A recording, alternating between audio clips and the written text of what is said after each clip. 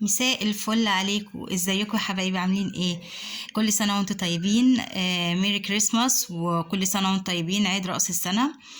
طبعا في الوقت دوت بنكون عايزين نبقى مزدهرين ونستقبل سنه جديده بجمال وحلاوه وبياض ونظافه.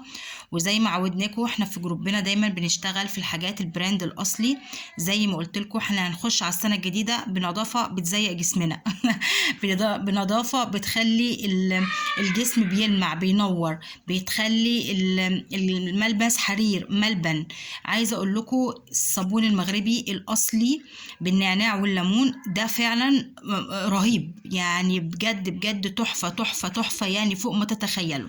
اولا انا عشان اقيس جوده الصابون المغربي اللي جاي لي حاجتين: اول حاجه الريحه بتاعته، تاني حاجه الملمس بتاعه وسمكته. تمام. انا النهارده جايبه لكم عينه، والعلبه دي بتاعتي على فكره. تمام. اول ما جالت لي الشحنه خدتها ليا، يعني من جماله وريحته. عايزه اقول لكم بصوا، بصوا الجمال، هو لونه اصلا زيتي غامق. تمام. وده نتيجه النعناع اللي فيه مركز جدا، معتق جدا.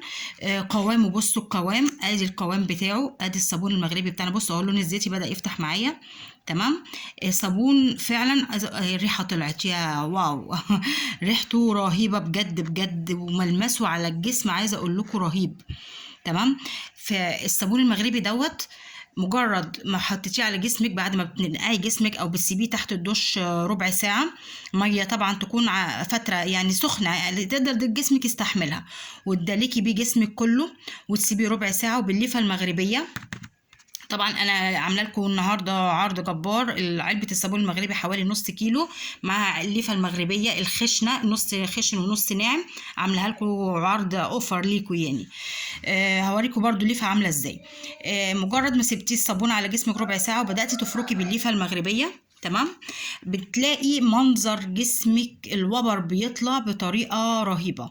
انا عايزه اقول لكم بصوا الريحه، مش مصدقاها بجد، واو جباره جدا رهيبه تحفه.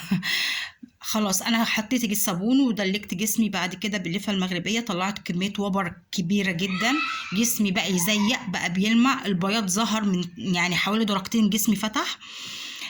عايزه اقول لكم بقى الماسكات، بقى الطمي المغربي على الحنه البيضاء على الصقليه، على الماسكات بقى، ادي ماسكات زي ما انت عايزه على جسمك، لان الماسكات دي هي اللي بتزود من درجه تفتيح الجسم ونعومته. الصابون المغربي بيشيلك طبقه الجلد الغامقه كلها اللي على الجسم، وبيشيلك طبقة الجلد الميت كلها، وبتبتدي الجسم يبدأ يفتح. فعندنا الصابون ده أساسي في عملية تنظيف الجسم وإزالة الأوساخ وإزالة الأتربة. ظهرك في حبوب، الأساسي عندك الإيه؟